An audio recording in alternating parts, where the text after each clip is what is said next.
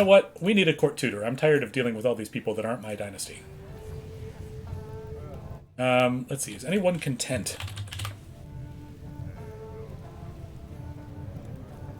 You are temperate and content. That seems excellent. Chaste, paranoid, deceitful. I don't want people to learn that. Craven and just. That's not so good. All right. Abelina, you are... Oh, but you're Catholic. No. And you don't like me enough to convert. Well, that's no good. What about my wife? She's not willing to convert. Wow, you don't like me anymore. What happened? Fired from council. I mean, I don't remember doing that, but sorry.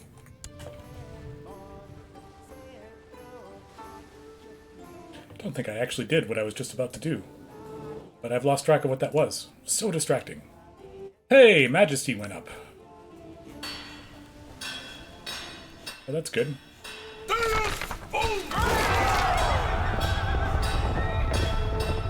Crusade for Aquitaine. In a grand announcement, the Pope declares another crusade. This is the first crusade for Aquitaine. The Christian lords gather from all across the world to bring Aquitaine into the fold of the Christian kingdoms and out of infidel hands.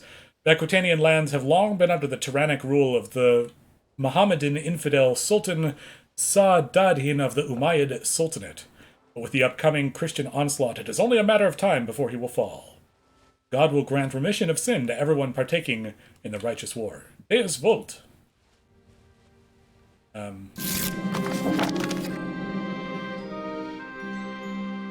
Let's find out what's going on here.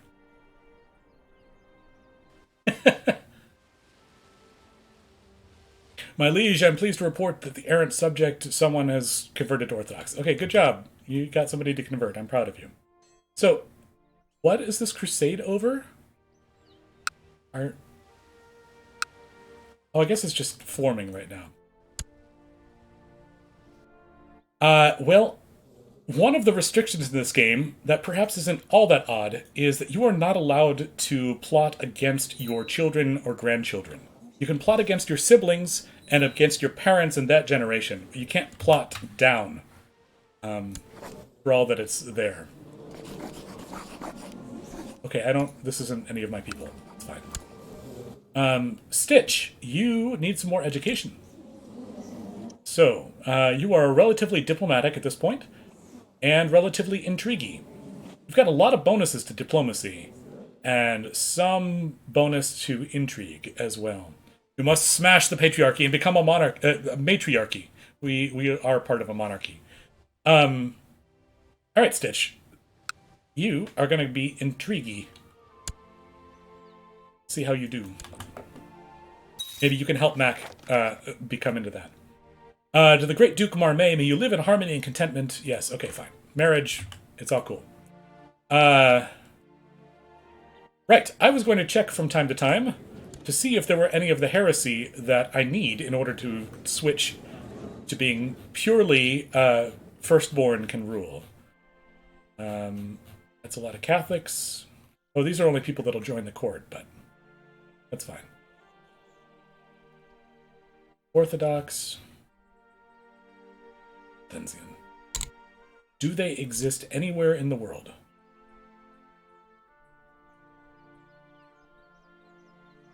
Orthodox.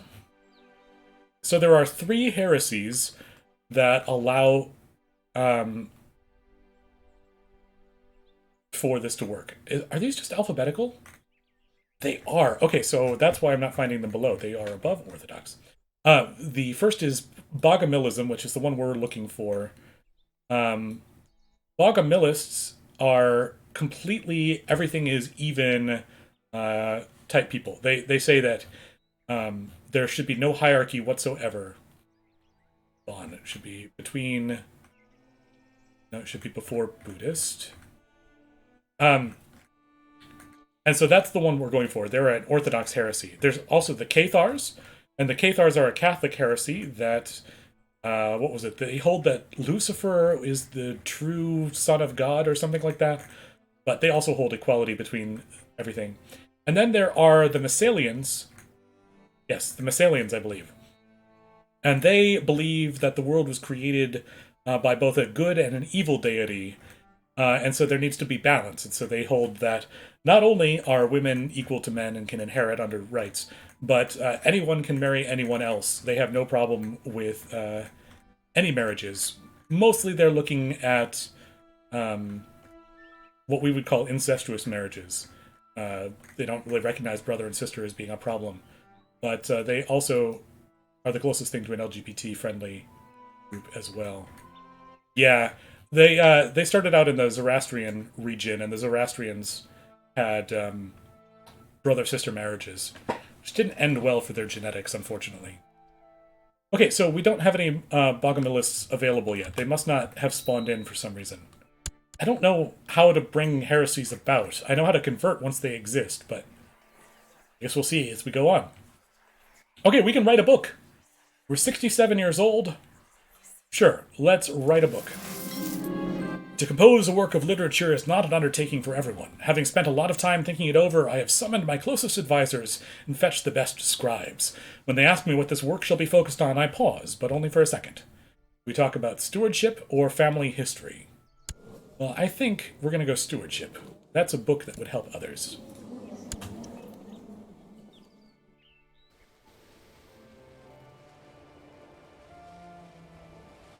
In the laws area here, absolute cognatic is the law that we need to have women inherit on the same basis as men. Yeah, and these are the things that must be true. You've got to be Basque, Sumpa, Cathar, Masalian, Mazdiki. It doesn't say Bogomilist, but I know that they can do the same thing. That's interesting. Well, we'll keep looking. Tribes of Poland have been converted to Catholic. Let's vote for it to the public so it can become law. Well, we've already changed the law once, so they're not letting me change it again for a while. Wow! The Crusade for Aquitaine is over already? That was a fast crusade. The Duchess Blanche of Dauphin has Dauphiné has become victorious in the Crusade for Aquitaine. Sultan Muslihidin of the Umayyad Sultanate has been beaten at every turn through the war and has finally had to give up on his holdings in Aquitaine. Duchess Blanche has granted the new lands of Aquitaine to Louis Carling. The Pope has made an announcement about the victory and virtues of the Crusaders as true faithful protectors of the faith. With the Muslims being pushed out of their old lands, there are certainly more conflicts to come. So, Aquitaine just became West Francia? Odd. Kingdom of Romagna. The papacy long claimed to be the rightful heirs of the Romans since they took control of the central regions of the Italian peninsula. With the recent conquests of King Louis of Sardinia and Corsica, he has claimed the regions for himself. Though the Pope has been raging about his losses, and this affront to the Church, most lords and ladies throughout his old lands have accepted the rule of King Louis. Bold moves, let's see how it works out. So, the King of Sardinia and Corsica has laid claim to Rome? Am I understanding that correctly? I'm not really finding that, but...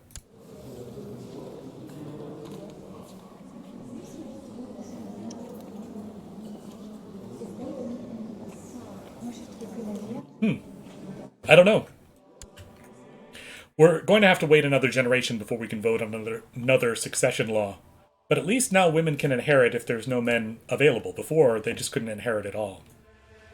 We're making strides. We'll get there one day. Also, my council is like 2/5 women. Training grounds has been built. Excellent.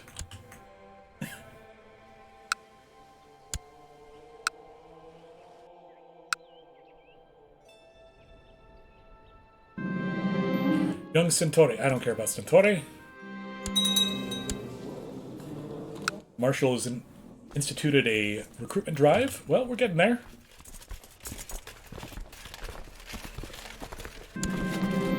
A murmur was heard through the room when I judged the felon to death. It was a just sentence, if perhaps a bit harsh. He had it coming. Ow. Alright, let's look at Salerno.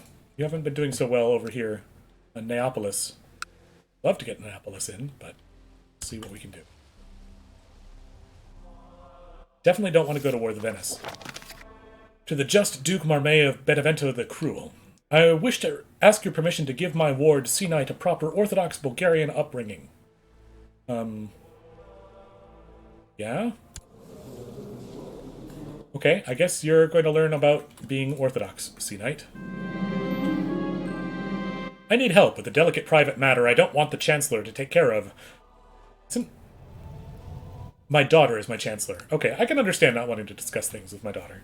There are those who think me undiplomatic, and I fear they are right. And now I really need to be diplomatic, or the woman blackmailing me, oh no, might spread her lies with me being unable to do anything about it. Diplomatic friend Callistos of Philippopolis, will you help me? Yeah, please.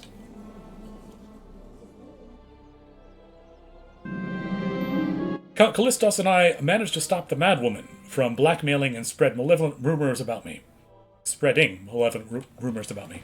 It took every effort, all of our combined diplomatic skill, and even a small bribe to get the extortionist to promise to stop the rumors, never approach me again, and leave me alone. I got rid of that lunatic. Hooray! An extra diplomacy, bringing me up to acceptable levels. Your steward comes to see you one afternoon.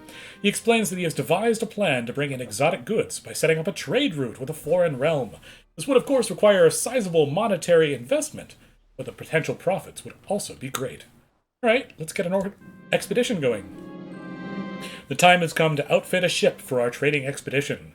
The harbor master shows you a large ship with a sizable cargo hold that would be perfect for this job, but it does come at quite a hefty price. We can spend 130 of our 128 gold to buy the ship. We can hire a crew of bandits to steal the ship, or we can just say we can't afford it. What do we do? Do we go into debt to start a trading expedition? Or do we start out this trading expedition by stealing the ship? What do y'all think, chat?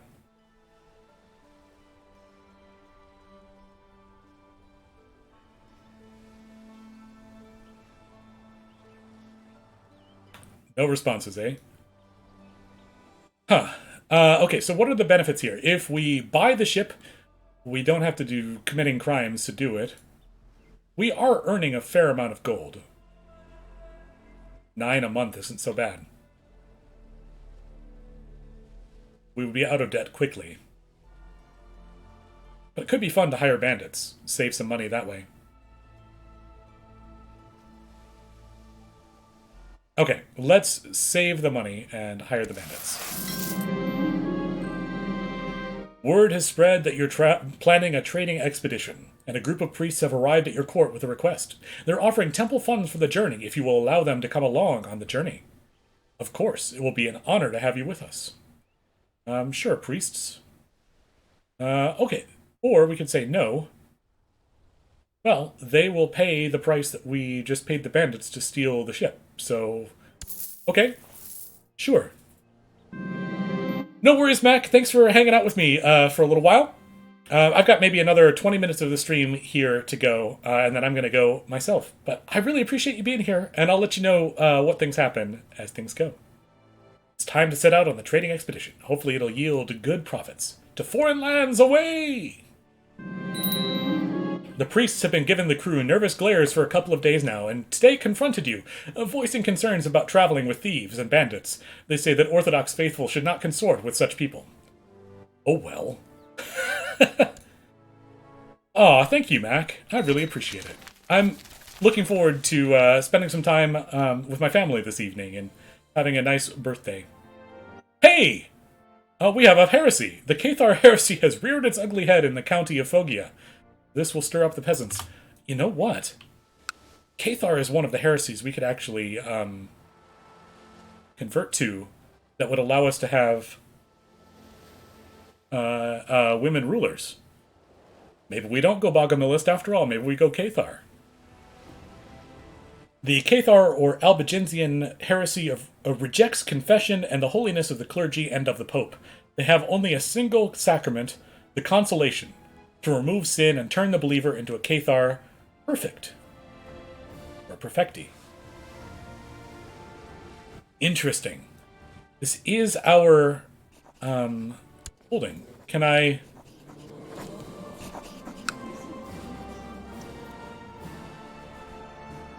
Okay, well, you who are trying to spread your faith, go over to Benevento. See what happens there.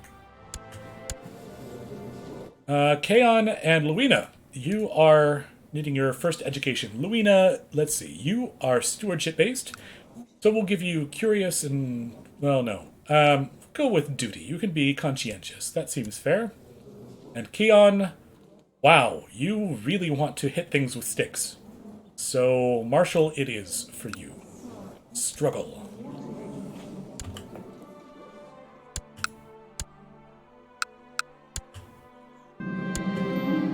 Your expedition has reached the realm of Ragnar.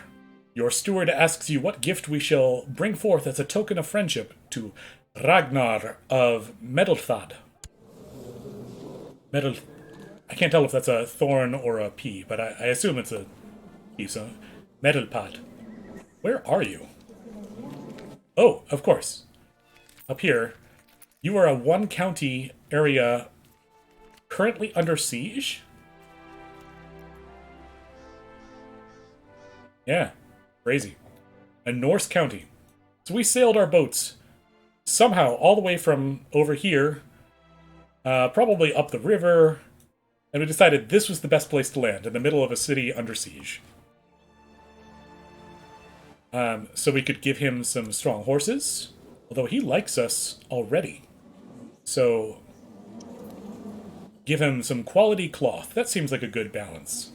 Here, have some cloth. Oh, he likes us because we're scarred and he's scarred also? Man, we're finding all the people that were ruined by these wars. At dinner, you notice Ragnar of Medelpad's face growing red with annoyance as he glares at your steward shoveling food with his bare hands. Okay, yes, please excuse him. I'm trying to teach this barbarian proper manners. We're going to be on good legs over here. You are walking idly around the court of Ragnar when you suddenly hear a discussion increasing in intensity around the corner.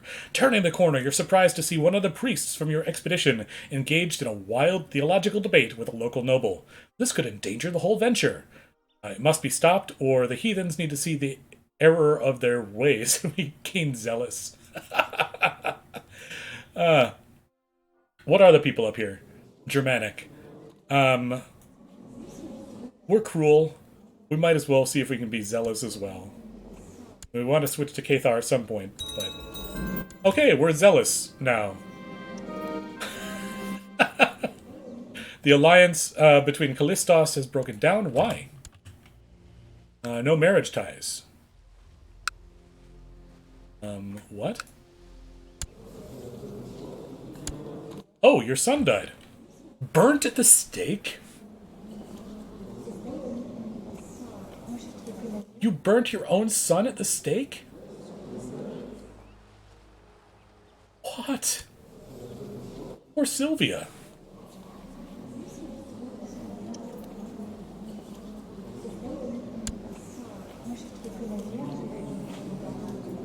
Oh, that's too bad. As you spend more time talking to Ragnar of Medelpad, you realize that you have a lot more in common than mere business interests. I've gained a friend and a profitable agreement. Hooray! Ragnar! Maybe you would like to become Orthodox. Start the Orthodox revolution up here. With a new trade route set up, you return with the first batch of goods and sell them for a nice profit. The influx of new wares will also benefit the economy for a long period to come. Wow, 300 gold. Yes, please. Your steward has brought in riches to your riches, that is, through his competent handling of trading expedition, and he probably expects to be rewarded with a share of the wealth. Sure, have 62 gold.